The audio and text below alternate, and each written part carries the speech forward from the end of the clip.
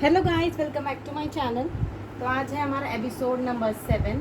अभी तक मैं एपिसोड्स अगर गिनूँ मैं तो 1 2 3 4 5 एंड 6 अब तक मैं 6 एपिसोड इस चैनल पे अपलोड कर चुकी हूँ। कौन से चैप्टर के? Sexual reproduction in flowering plants chapter के। ठीक है, sexual reproduction in flowering plant chapter के। तो आज हमारा एपिसोड नंबर 7।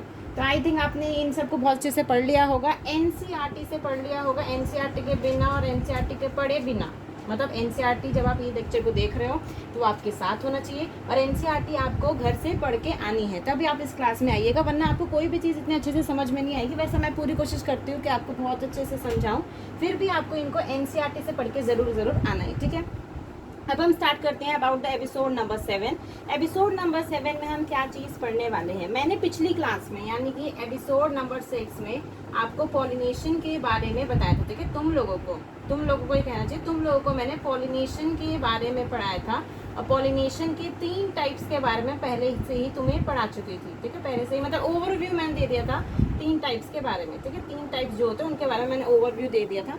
उसमें हमने जो विंड पॉलिनेशन होता है, याद है ना कि विंड पॉलिनेशन क्या कहते हैं? अब याद करो कि विंड पॉलिनेशन के लिए मैंने तुम्हें एक टर्म बताई थी। कौन सा टर्म होता है? उसे बोलते हैं अनीमोफिली। क्या बोलते हैं? अनीमोफिली बोलते हैं। ठीक है, विंड पॉलिनेशन को हमने विंड पॉलिनेशन को बहुत ही डिटेल में कवर कर लिया था। हम आ चुके थे वाटर पॉलिनेशन के ऊपर, जिसे हम हाइड्रोफिली भी क्या कहते हैं? हाइड्रोफिली भी कहते हैं। क्या बोलते हैं? हाइड्रोफिली। ठीक है, हाइड्रोफिली उसे कहते हैं। हम इस पे आ चुके थे, तो इसके मैंने कुछ 1-2 पॉइंट्स भी तुम्हें बता दिए थे। मैं उन्हें फिर से आपको जो है फिर से उन्हें बता देती हूँ कि वाटर से पॉलिनेटेड वाले चीज़ में जो मैंने आपको हाइड्रोफिली के बारे में बताया था, उसमें कौन कौन से पॉइंट कवर किए थे उनमें फिर से कवर कर देती हूँ। ठीक है, इसमें रब कर देती हूँ। किस पे थे हम? बताइए किस पे थे हम? वाटर पॉलिनेशन पे थे। किस पे थे हम? वाटर पॉलिनेशन पे आ चुके थे। वाटर पॉलिनेशन पे आ चुके थे, इसे हाइड्रोफिली कहते हैं। मैंने कौन कौन से टर्म बताए थे उसे मैं फास्टली कवर कर देती हूँ, क्योंकि मैंने उस क्लास में बहुत अच्छे से उन चीज़ों को समझा दिया था। पहली बात, जो वाटर पॉलिनेटेड होता है, मैंने पहले ये चार्ट को याद करिए कि बायोटिक सबसे ज़्यादा। ठीक है, मैंने एग्जाम्पल भी बताया था कि डेट के लिए जाना है, हमारे जो लड़का है उसे डेट के लिए जाना है लड़की से मिलने के लिए, तो वो 3 तरीके से जा सकता है। एक तो भाई घोड़ा गाड़ी पे बैठ के जा सकता है। ठीक है, जो टांगे वाला होता है उसके ऊपर जा सकते हैं। दूसरा, वो हवा में उड़ के जा सकता है। ठीक है, उसके अंदर इतनी शक्तियाँ आ गई कि वो हवा में उड़ के जा सकता है। और तीसरी चीज़, वो पानी में तैर के जा सकता है अपने कपड़े खराब करते हुए। पर जो पानी में तैरने वाले होते हैं, आप बताइए, आपको मान लीजिए आपकी शादी है, आपके पानी में तैर के जाओगे मिलने के लिए? आपकी शादी के बारात में शादी करने के लिए क्या पानी में तैर के जाओगे? नहीं जाओगे ना। सबसे ज़्यादा बायोटिक होता है, बायोटिक के बाद विंड पॉलिनेटेड होता है, और विंड पॉलिनेटेड के बाद सबसे लास्ट में होता है वाटर पॉलिनेटेड। ये तो याद है ना, जो मैंने ये 3 बताया था कि इन 3 में कैसे रिलेशन देखने के लिए मिलता है। इन 3 को बहुत अच्छे से याद कर लीजिएगा। आगे बढ़ते हैं कि मैंने वाटर वाले के बारे में क्या बात की थी। मैंने बोला था वाटर वाले में 30 जेनरा में, कितने में? 30 जेनरा में ऑफ मोनोकॉट्स में ये देखने के लिए मिलता है वाटर पॉलिनेटेड। मतलब कि आप ऐसे समझ लीजिए कि मोनोकॉट्स वैसे लड़के हैं। ठीक है, ऐसे 30 स्पीशीज, 30 नॉट स्पीशीज, पहले समझा देती हूँ, इट्स जेनरा। आपने लिविंग वर्ल्ड चैप्टर में जीनस के बारे में पढ़ा होगा, स्पीशीज के बारे में पढ़ा होगा। हम इस जीनस के बारे में बात कर रहे हैं, मैं उसमें डिटेल में नहीं जाऊँगी, उसके बारे में आपको लिविंग वर्ल्ड चैप्टर में पढ़ाऊंगी। पहले आपको यहाँ पे क्या ध्यान देना है कि मैंने बोला 30 जेनरा ऑफ मोनोकॉट्स, मतलब कि 30 जेनरा जो मोनोकॉट्स वाले जो लड़के हैं वो पानी में डूब के जाना पसंद करते हैं। ठीक है, पानी में डूब जाएंगे। ठीक है, शादी करने जाएंगे तो पानी में डूब के ही जाएंगे, चाहे कपड़े कितने भी खराब हो जाए। ठीक है, 30 जेनरा ऑफ मोनोकॉट्स में। दूसरी चीज मैंने आपको बताया था कि एल्गे, बरियोफाइट्स एंड टेरिडोफाइट्स में। ठीक है, एंड टेरिडोफाइट्स में वाटर के द्वारा, ठीक है, किसके द्वारा? वाटर के द्वारा ही उनका जो मेल गैमेट होता है, कौन सा गैमेट?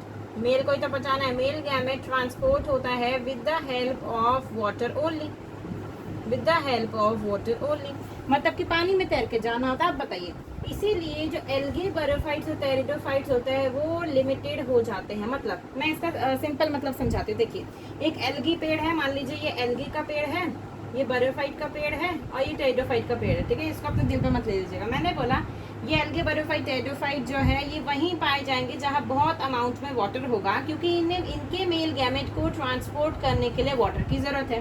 तो ये वहीं पाए जाएंगे जहाँ बहुत ज़्यादा पानी होगा। पर आपने देखा ना, ज़्यादातर तो धरती है। ठीक है, ज़्यादा पार्ट तो धरती है। जहाँ पर आप लगा लीजिए, आप ऐसे समझ लीजिए कि जहाँ पर इनको ज़्यादा पानी मिलेगा, यानी कि झरने के किनारे, तालाब के किनारे, उन जगहों पे ये पाए जाएंगे, मॉइस्चर वाले इलाके में ये पाए जाएंगे। जो सिंपल आपको जो सिटीज़ देखने के लिए मिलती हैं जहाँ पर पानी की कमी है, वहाँ पर ये नहीं पाए जाएंगे, तो ये लिमिटेड हो गए ना। अब वहीं पर मैं बात करूँ जब फ्लावरिंग प्लांट्स की, अगर मैं बात करूँ फ्लावरिंग प्लांट्स की, तो फ्लावरिंग प्लांट्स तो हर जगह देखने के लिए मिलते हैं, ठीक है, हर जगह। आपको आप अपने घर से बाहर निकलिए, ठीक है, नाले के किनारे भी, नाले जो होते हैं, ठीक है, नालियाँ जो लगी होती है, नाले के किनारे भी ये देखने के लिए मिल जाते हैं, फूल उगे होते हैं कुछ प्रकार के। तो यही मतलब है कि आपको जो फ्लावरिंग प्लांट्स हैं वो हर जगह देखने के लिए मिलेंगे, क्योंकि उन्हें ऐसी कोई रिक्वायरमेंट नहीं है। उनका क्या है, ये बहुत सिंपल से आदमी है, वो कहते हैं कि मैं बायोटिक से भी कर लूँगा, मतलब एनिमल भी मेरी फर्टिलाइजेशन करवा सकता है, विंड भी मेरी फर्टिलाइजेशन करवा सकता है, और वाटर भी मेरी फर्टिलाइजेशन करवा सकता है, मतलब ये तीनों ही मेरी फर्टिलाइजेशन करवा सकते हैं। पर पानी वाले कहता है कि मुझे सिर्फ पानी ही चाहिए, ठीक है, पानी ही चाहिए, बस। इतनी चीज़ समझ में आ गई। ये तो हमने अगली क्लास में ही कवर कर लिया था। अब इससे आगे की बात करते हैं कि और वाटर पॉलिनेशन में कौन सी डिटेल है, इसको आप नोट डाउन करना चाहें तो कर सकते हैं। हम आगे बढ़ते हैं। देखिए, मैंने बोला था कि ये 2 पॉइंट तो मैंने कल ही, मतलब पिछली क्लास में ही कवर कर दिया था। अब इसके आगे वाले पॉइंट्स को कवर करते हैं, ठीक है। इसके आगे वाले पॉइंट्स क्या थे कि सबसे पहली बात तो आपको कुछ एग्जाम्पल्स याद होने चाहिए। वो कौन कौन से एग्जाम्पल है? वेलसिनेरिया, हाइड्रिला, कौन सा है? हाइड्रिला एंड सी ग्रासेस, या ज़ूस्टेरा लिख लीजिए, जो एनसीईआरटी में नाम लिखा हुआ है, ज़ूस्टेरा, जिन्हें हम सी ग्रासेस भी कहते हैं, अब देखिए, मैंने बोला सबसे पहले सभी को ये एग्जाम्पल्स कंठस्थ होने चाहिए, ठीक है। किसी भी कीमत पे अगर आपको समझना है तो ये एग्जाम्पल सबसे पहले याद होने चाहिए। कौन कौन सा है? वेलिसनेरिया, ठीक है, वेलिसनेरिया, बोलिए, स्पेलिंग को लर्न करिए कि वेलिसनेरिया, हाइड्रिला और ज़ूस्टेरा को मैं सी ग्रासेस भी कहते हैं। बहुत लोग क्या करेंगे, ज़ूस्टेरा याद कर लेंगे, इसका जो कॉमन नाम है, जो कॉमन जनता इन्हें बोलती है, वो याद नहीं करेंगे। बहुत ज़्यादा इंपॉर्टेंट है, बायोलॉजी में तो कॉमन नेम ही सबसे ज़्यादा इंपॉर्टेंट होते हैं, ठीक है। कॉमन नेम भी आपको याद होने जरूर चाहिए, ठीक है। वेलिसनेरिया, हाइड्रिला और ज़ूस्टेरा में जो आपको कॉमन नेम है वो भी जरूर याद होने चाहिए, ठीक है। इतनी चीज़ याद हो जाएगी। पहले आप एग्जाम्पल याद करिए, फिर मैं इनकी डिटेल बताती हूँ कि इनमें क्या देखने के लिए मिलता है। होगा एग्जाम्पल याद? वेलिसनेरिया, हाइड्रिला, ज़ूस्टेरा, इसको 5 बार बोलिए, वेलिसनेरिया, हाइड्रिला, ज़ूस्टेरा, ठीक है। अब मैं बताती हूँ कि वेलिसनेरिया, हाइड्रिला और ज़ूस्टेरा में क्या देखने के लिए मिलता है। देखिए, वेलिसनेरिया में देखने के लिए मिलता है एपीहाइड्रोफिली, मैं थोड़ा बड़ा लिख देती हूँ, एपीहाइड्रोफिली क्या देखने के लिए मिलता है? एपीहाइड्रोफिली देखने के लिए मिलता है। एपीहाइड्रोफिली का क्या मतलब है? एपीहाइड्रोफिली का क्या मतलब है? देखिए, एपीहाइड्रोफिली के बारे में अगर मैं बताऊँ तो एपीहाइड्रोफिली को मैंने आपको बताया था कि कोई भी बायोलॉजी का टर्म होगा उसको आपको बीच से ब्रेक करना है। मतलब आपको क्या करना है, ये आपने ब्रेक किया। एपी का मतलब होता है अपॉन, ठीक है, आपने नाम सुना होगा ना, एपीथीलियम, यहाँ पर साइड में लिख के बता देती हूँ, एपीथीलियम, ठीक है। एपीथीलियम का मतलब होता है, एपी का मतलब होता है अपॉन, और थीलियम का मतलब होता है टू रेस्ट, थीलियम का मतलब होता है टू रेस्ट, ठीक है। ये आपने क्लास 11 में पता था ना, स्ट्रक्चरल ऑर्गेनाइजेशन दूसरे पेज पे लिखा हुआ है, ठीक है। आपको पेजेस भी याद होने चाहिए कि कहाँ पर ये चीज़ें लिखी होती है। तो एपीथीलियम यानी कि एपी का मतलब होता है अपॉन और थीलियम का मतलब होता है टू रेस्ट। एपीथीलियम वाली बात समझ में आ गई। अब हम अभी ये टॉपिक नहीं था, एपी हाइड्रोफिली की बात कर रहे थे। एपी का मतलब अपॉन और हाइड्रोफिली मतलब कि वाटर के द्वारा पॉलिनेशन, ठीक है। मैं इसको हिंदी में लिख के दे देती हूँ, वाटर के थ्रू, ठीक है, वाटर के थ्रू पॉलिनेशन, अब मैंने बोला कि अपॉन और वाटर के थ्रू पॉलिनेशन। अब मैं बताती हूँ कैसे होता है, पहले आप इसको पूरा नोट डाउन कर लीजिए। ये 3 एग्जाम्पल ऑफ एपीहाइड्रोफिली, ठीक है, इसको मैं रब कर देती हूँ। हाँ जी, तो भाई हम कहाँ थे? एपीहाइड्रोफिली पे थे। कहाँ थे? एपीहाइड्रोफिली, ठीक है। मैंने आपको बताया अबाउट द एपीहाइड्रोफिली। मैंने बोला था कि एपीहाइड्रोफिली में हम देखेंगे वेलिसनेरिया का केस। किसका केस? वेलिसनेरिया का केस देखेंगे, जो कि एनसीईआरटी में दे रखा है। वेलिसनेरिया का केस है, मैं बताती हूँ कि वेलिसनेरिया के केस में क्या होता है। पहली चीज़ आपको याद होनी चाहिए कि वेलिसनेरिया एंड, ठीक है, आप मेरे अगर लेक्चर देख रहे हो तो एंड को मैं इससे आपका भी टाइम बचेगा और मेरा भी टाइम बचेगा। एंड को मैं इस तरीके से रिप्रेजेंट करूँगी, यानी कि वेलिसनेरिया और हाइड्रिला के केस में फ्रेश वाटर के थ्रू होता है, मतलब फ्रेश वाटर के अंदर जिसमें देखने के लिए मिलता है, फ्रेश वाटर के अंदर जिसमें देखने के लिए मिलता है वो है वेलिसनेरिया और हाइड्रिला, ठीक है। और जिसके अंदर सी में देखने के लिए मिलता है, सी समुद्र के अंदर, सी का मतलब पता है ना, समुद्र के अंदर वो है जूस टेरा, तभी इसको प्यार से बुलाया जाता है, तभी इसको प्यार से बुलाया जाता है सी ग्रासेस, सी ग्रासेस, क्योंकि किसमें देखने को मिलता है, समुद्र में देखने को मिलता है, इसलिए इसे प्यार से सी ग्रासेस बुलाए जाते हैं। इतनी चीज़ें याद हो जाएंगी कि फ्रेश वाटर के अंदर किसमें देखने को मिलता है, वेलिसिनेरिया और हाइड्रिला में। समुद्र के अंदर किसमें देखने को मिलते हैं, जूस टेरा में, ये जिसको हम कॉमनली बोलते हैं सी ग्रासेस, ठीक है, कॉमनली क्या बोलते हैं, सी ग्रासेस बोलते हैं। अब मैं बताती हूँ आपकी ईच एंड एवरी इनकी डिटेल क्या है, ठीक है, इनको हम अब डिटेल में देखेंगे, ठीक है। इसको मैं रब कर देती हूँ। डिटेल में किसको दे रखा है, आपकी डिटेल में आपको वेलिसिनेरिया और जूस टेरा के बारे में दे रखा है, हाइड्रिला के बारे में डिटेल में नहीं दे रखा है, तो मैं भी उन्हीं के बारे में बताऊंगी। सबसे पहले मैं बात करती हूँ अबाउट द वेलिसिनेरिया का केस, ठीक है।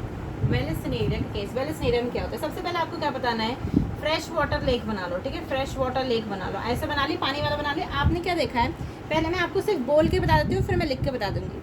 वेलिसिनेरिया के केस में क्या होता है कि ये क्या है, एक प्रकार का यूनिसेक्सुअल प्लांट है।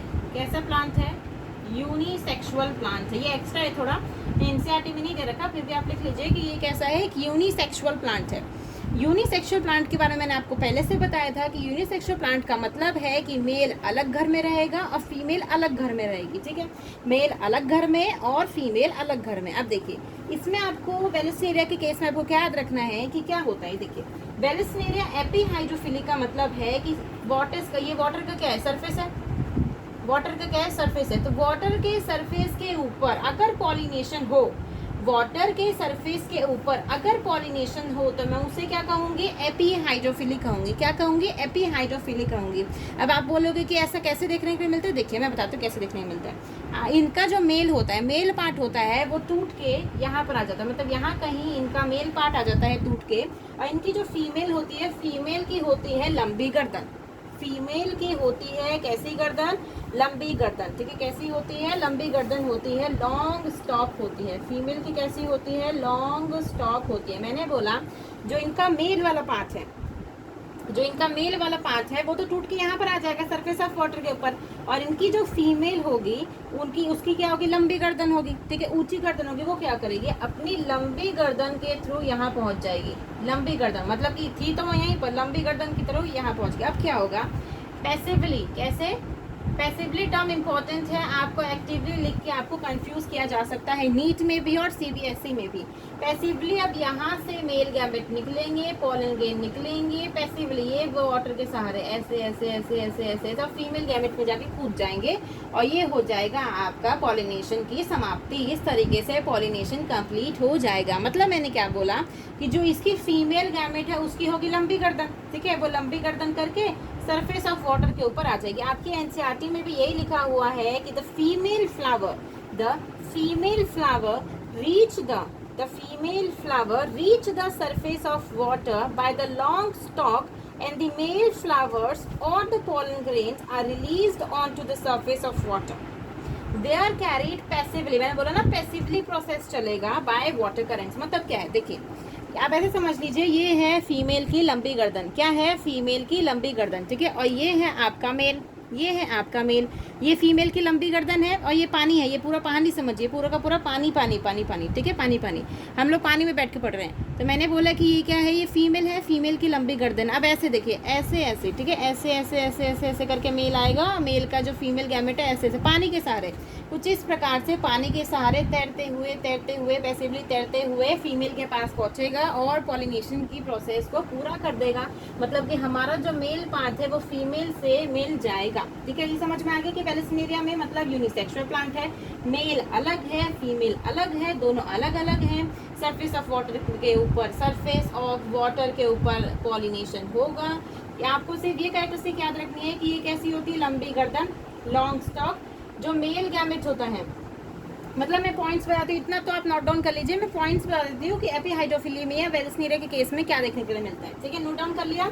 अब मैं बताती हूँ कि वेलिसिनेरिया के केस में, एपीहाइड्रोफिली के केस में आपको कौन कौन से पॉइंट्स जो है याद करने हैं। देखिए जो फीमेल है उसका क्या है, लॉन्ग स्टॉक, लंबी गर्दन, कैसी गर्दन, लंबी गर्दन। ये आपको कीवर्ड्स याद होने चाहिए कि लॉन्ग स्टॉक है।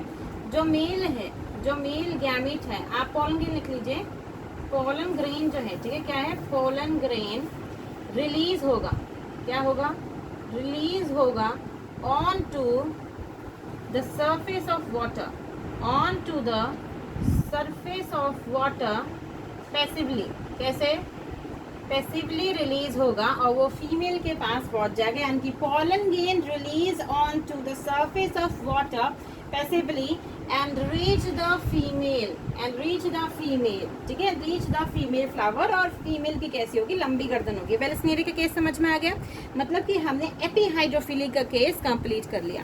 अब दूसरा केस आता है जिसे हम कहते हैं, इसको नोट डाउन कर लीजिए, जिसे हम कहते हैं हाइपोहाइड्रोफिली। क्या बोलते हैं, हाइपोहाइड्रोफिली,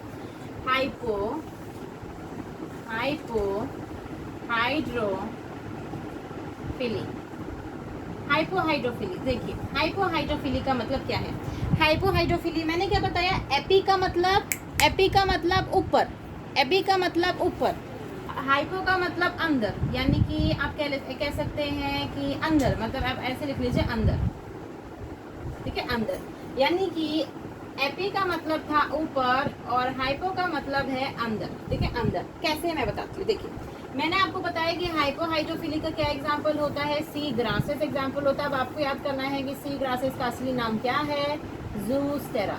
क्या नाम है, ज़ूस्टेरा। अब मैं बताती हूँ कि ये कैसे देखने में मिलता है। आपको ये चीज़ समझ में आ गई किसके नाम से, कि किस में देखने को मिलेगा, समुद्र में। अब आप बताइए, ये मैंने बनाया समुद्र, ठीक है, खुद से कॉमन सेंस लगाइए। मैंने बोला कि एपीहाइड्रोफिली और हाइपोहाइड्रोफिली में आप कैसे मतलब कि कैसे डिफरेंसेस देखेंगे। मैंने बोला एपीहाइड्रोफिली में भाई फीमेल की लंबी गर्दन होती है, आराम से वो पहुंच जाती है, मतलब कि लंबी गर्दन होती है, आराम से पहुंच जाती है और पॉलिनेशन की प्रोसेस कर लेती है। अब यहाँ पर अगर फीमेल की लंबी गर्दन भी होगी तो वो कैसे पहुंच पाएगी। आपको पता है कि जो सी लेवल होता है वो तो 500 मीटर तक का भी होता है, 500 मीटर, 1000 मीटर, इतना तक का भी होता है। अब इतनी लंबी गर्दन किसी की हो सकती है, नहीं हो सकती ना। तो इस केस में फीमेल की पहली बात आपको समझ में आ गई कि फीमेल की लंबी गर्दन तो बिल्कुल नहीं हो सकती, ठीक है, फीमेल की लंबी गर्दन तो नहीं हो सकती। अब बात आती है कि इसके अंदर क्या क्या कैरेक्टरिस्टिक्स देखने के लिए मिलेंगे। अब आपको ये चीज़ याद रखनी है कि इसमें जो मेल फ्लावर भी है और फीमेल फ्लावर भी है।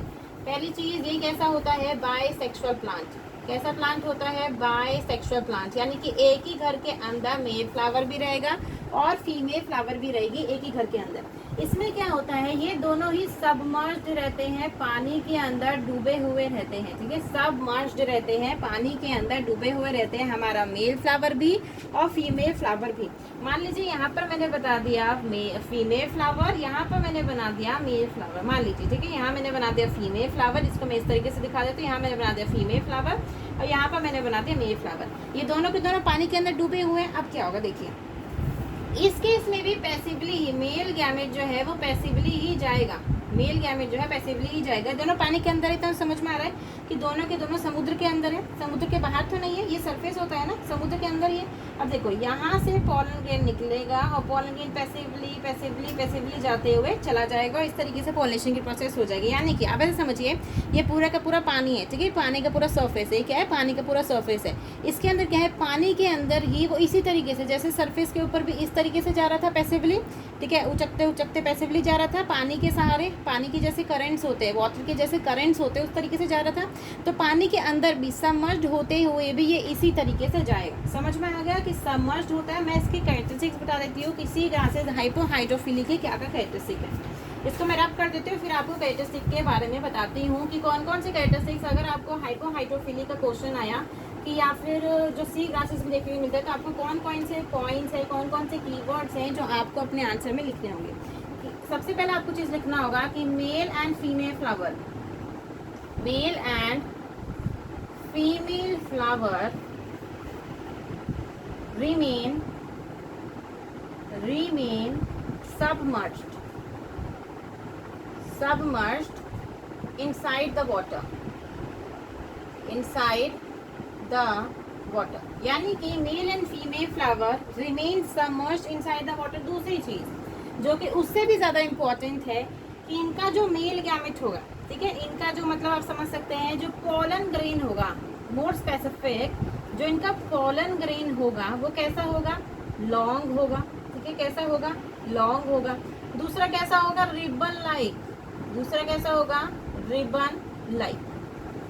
तीसरी चीज कि इनके पास म्यूकोलाजिनस कवरिंग होती है। अब मैं बताती हूँ इन पॉइंट्स को एक और बार समझा देती हूँ ताकि आपको किसी भी प्रकार की कंफ्यूजन ना हो।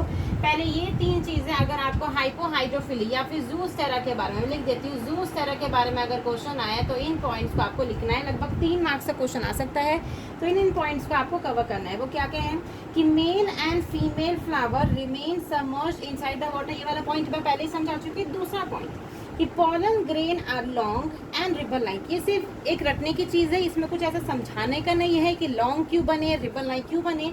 आप सिर्फ इसको याद कर लीजिए कि लॉन्ग होते हैं और रिबन लाइक होते हैं, ठीक है, रिबन लाइक होते हैं। तीसरी चीज़ मैं समझा सकती हूँ कि म्यूकोलाजिनस कवरिंग का मतलब क्या है। अब मैं बताती हूँ। देखिए, आपको ये चीज़ पता थी जब मैंने एपीहाइड्रोफिली, ठीक है, कोई सोएगा नहीं, मैंने बोला था जब एपीहाइड्रोफिली का केस हुआ था तो एपीहाइड्रोफिली के केस में सब कुछ सरफेस ऑफ वाटर के ऊपर हो रहा था, ठीक है, सरफेस ऑफ वाटर के ऊपर हो रहा था। हमारा जो मेन सबसे ज़्यादा इंपॉर्टेंट कौन है, पोलन ग्रेन है। पोलन ग्रेन को ही सारी की सारी कठिनाइयाँ सहने के बाद, ठीक है, वो डेट के लिए जाता है मिलने के लिए फीमेल फ्लावर से, सारी की सारी कठिनाइयाँ पोलन ग्रेन को सहनी पड़ती है।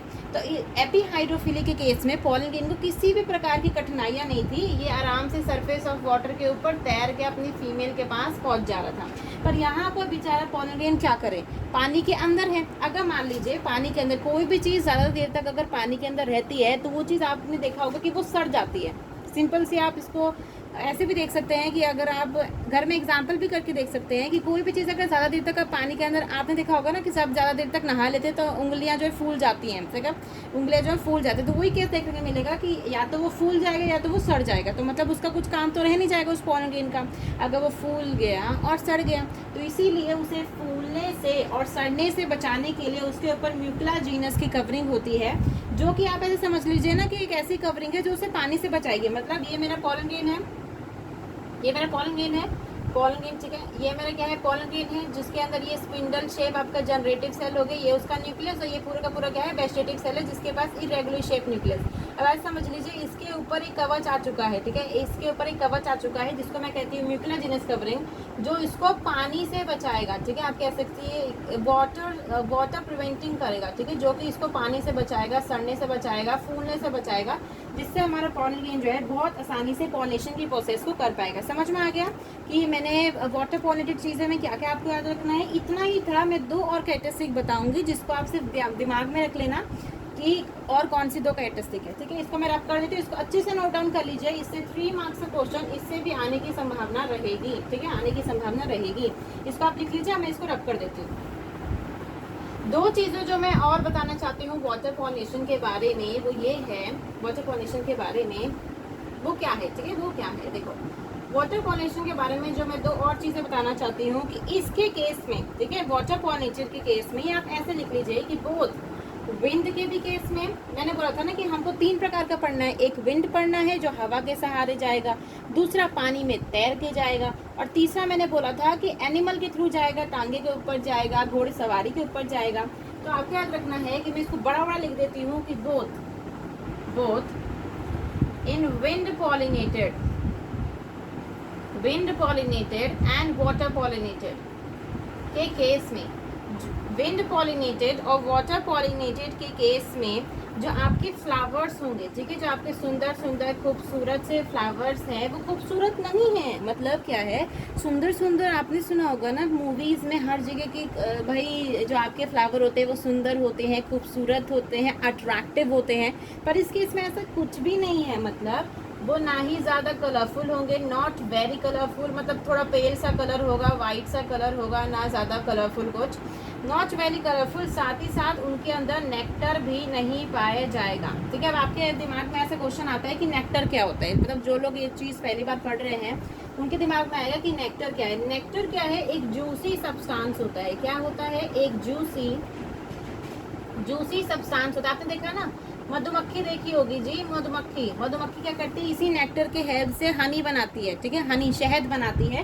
तो वो ये नेक्टर होता है, जूसी सब्सटेंस, ठीक है, जूसी सब्सटेंस। तो मैंने क्या बोला, बोथ इन विंड में भी और वाटर में भी, जो आपका विंड में भी और वाटर में भी कैसे होते हैं फ्लावर्स, नॉट वेरी कलरफुल देखने के लिए नहीं मिलते हैं। दूसरी बात, उनमें नेक्टर भी नहीं होता है। नेक्टर भी मतलब कि ऐसे लिख लीजिए कि वो मतलब कि वो नॉट प्रोड्यूस नेक्टर, नेक्टर नहीं प्रोड्यूस करता। आप बताइए आप खूबसूरत क्यों बनते हैं? दूसरे को अट्रैक्ट करने के लिए। ये तो सिंपल सी बात है। आप बोलोगे कि नहीं मैं खूबसूरत नहीं बनना चाहती दूसरे को अट्रैक्ट करने के लिए। आप खूबसूरत किस लिए बनते हो? ताकि दूसरे अट्रैक्ट करें, दूसरे लोग आपको देखें, ठीक है, दूसरे लोग आप लोगों को ज़्यादा से ज़्यादा देखें, इसलिए आप अट्रैक्टिव बनते हो। अब यहाँ पर क्या है, विंड और वाटर पॉलिनेटेड के केस में इनको खूबसूरत बनने की ज़रूरत ही क्या है? सब कुछ पानी के अंदर होना है, पानी के ऊपर होना है, कुछ लेके जाना नहीं है, किसी चीज़ की ज़रूरत नहीं है। सबसे ज़्यादा जो ये कहते हैं ना मैं खूबसूरत हूँ, मैं इतनी सुंदर हूँ, मैं क्या करूँ, ये सारे के सारे एनिमल्स के केसेस होते हैं। और एनिमल्स, हम लोग जानवर ही तो है, ह्यूमन बींग्स भी तो क्या है, जानवर है। इस केस में आपको इन सब चीज़ों की ज़रूरत है। यहाँ विंड बेचारे विंड को, हवा को, पानी को, हवा पानी कभी बोलते हैं कि मुझे खूबसूरत बना दो, मेरे ऊपर फूल लगा दो, मेरे ऊपर चिमटियाँ लगा दो, या मेरी चोटी बना दो, ऐसा कुछ बोलते हैं? नहीं बोलते हैं। तो मतलब इनके फ्लावर्स को किसी प्रकार से कलरफुल नहीं होना है, रेड ब्लू ग्रीन येलो इस कलर का नहीं होना है, वो सिंपली वाइट कलर के होंगे। और वो नेक्टर भी प्रोड्यूस नहीं करेंगे। नेक्टर क्या होता है? देखो नेक्टर क्यों प्रोड्यूस किया जाता है, इसका मैं प्रोसेस समझाती हूँ। देखिए आपका फ्लावर है, ठीक है, आपका फ्लावर है, बहुत चंड चलाक होते हैं फ्लावर, उन्हें पता है कि मेरे को आगे बीज जो है वो पॉलिनेट करने वाली है, मधुमक्खी मेरे ऊपर आके बैठेगी, मुझे पॉलिनेट करेगी। अगर मेरे ऊपर मतलब कि मान लो एक ये सिंपल सा गेन और लॉस वाला है। मतलब क्या है, मान लीजिए मैं फ्लावर हूँ, ठीक है, मैं फ्लावर हूँ, मैं चाहती हूँ कि यहाँ पर जो अभी बीज उड़ रही है ना, अभी जो ये मधुमक्खी उड़ रही है मेरे ऊपर बैठे और पॉलिनेशन प्रोसेस को कर दे। पर मधुमक्खी, देखिए मधुमक्खी और फ्लावर के बीच में बहुत देर तक डायलॉग चलेगा। वो कहेगा, मतलब कि मधुमक्खी कहेगी कि ऐसा कर, मैं तेरे लिए पॉलिनेशन कर रही हूँ, जो तेरे लिए इम्पोर्टेंट है, ठीक है, तेरे को अपना नई जनरेशन को लाना है, अपने बच्चे लाने हैं, तो वो कहेगी ना कि भाई अगर तेरे को पॉलिनेशन करवाना है तो मधुमक्खी कहेगी कि सिंपल सी बात है, तो मुझे नेक्टर ला के दे, जो मुझे जूसी सब्सटेंस है। ऐसे समझ लीजिए कि मुझे जूस पिलाना पड़ेगा तेरे को, मैं तेरे घर आऊँगी, पॉलिनेशन करके जाऊँगी, तो मुझे जूस दे दियो सिंपल सा, तो इसीलिए जूस दे दियो सिंपल सा, ऐसा मधुमक्खी का डिमांड होता है। पर यहाँ तो मधुमक्खी की ज़रूरत ही नहीं है, तो मतलब नेक्टर की ज़रूरत ही नहीं है। नेक्टर बोलेगा नहीं भाई, विंड पॉलिनेटेड वाले फ्लावर कहेंगे हट परे को, मेरे को किसी प्रकार की ज़रूरत नहीं है।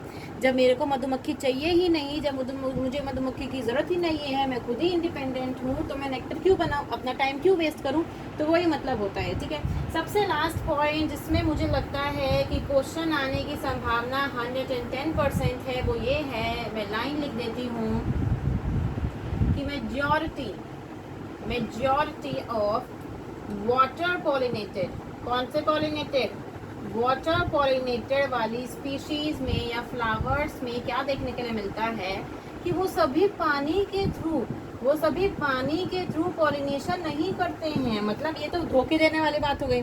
ज़्यादातर को पानी के थ्रू करना चाहिए, पर ज़्यादातर पानी के थ्रू नहीं करते हैं। वो किसके थ्रू करते हैं? पहले एग्जांपल लिख लो, water hyacinth and water lily, water hyacinth and water lily के केस में इंसेक्ट और विंड के थ्रू पॉलिनेशन होती है, ना कि वाटर के थ्रू। समझ में आया? ये एग्जाम्पल आपको याद कर लेना है। It is very very important. 100 star लगा दो इसके ऊपर। कि मतलब क्या है कि वाटर पॉलिनेटेड क्या है, मैंने बोला वाटर पॉलिनेटेड के थ्रू पॉलिनेशन हो रहा है, तो वाटर के थ्रू ही करना चाहिए। पर ये दोनों क्या कहते हैं, गद्दार निकलते हैं। आप ऐसे समझ लीजिए, हयासिंथ है पति का नाम, बीवी का नाम है लिली। हयासिंथ है पति का नाम, बीवी का नाम है लिली। दोनों निकले बड़े वाले गद्दार, ठीक है, दोनों निकले बड़े वाले गद्दार। उन्होंने धोखा दिया वाटर पॉलिनेटेड को और कर लिया इंसेक्ट और विंड के थ्रू पॉलिनेशन। समझ में आ गई? रटने की चीज़ है, मैंने थोड़ा स्टोरी बनाने के आपको याद करवाने की कोशिश करी कि याद कर लीजिए इसको कि किसके केस में हयासिंथ है पति का नाम, लिली है बीवी का नाम। दोनों ने की गद्दारी और क्या कर लिया, इंसेक्ट और विंड के थ्रू पॉलिनेशन कर लिया। आज की क्लास में इतना ही। इतनी चीज़ों को याद करना बहुत मुश्किल है तुम लोग के लिए, मैं अच्छे से जानती हूँ। इतनी चीज़ों को अच्छे से याद कर लो, अपने दिमाग में बिठा लो। अब हम मिलेंगे एपिसोड नंबर 8 में, ठीक है। अभी तक हम क्या क्या कवर कर चुके हैं, विंड पॉलिनेशन कवर कर चुके हैं, वाटर पॉलिनेशन कवर कर चुके हैं। नेक्स्ट क्लास में हम कवर करेंगे अबाउट द बायोटिक एजेंट। हम लोग उसमें आते हैं, एनिमल्स उसमें आते हैं। थोड़ा सा पढ़ के आओगे पहले से तो और अच्छा होगा, नहीं भी पढ़ के आओगे तब भी बहुत अच्छा होगा, ठीक है। पढ़ के आना अच्छे से। अंततः अगली क्लास में मिलेंगे। Please subscribe to my channel. and gives a thumbs up to it.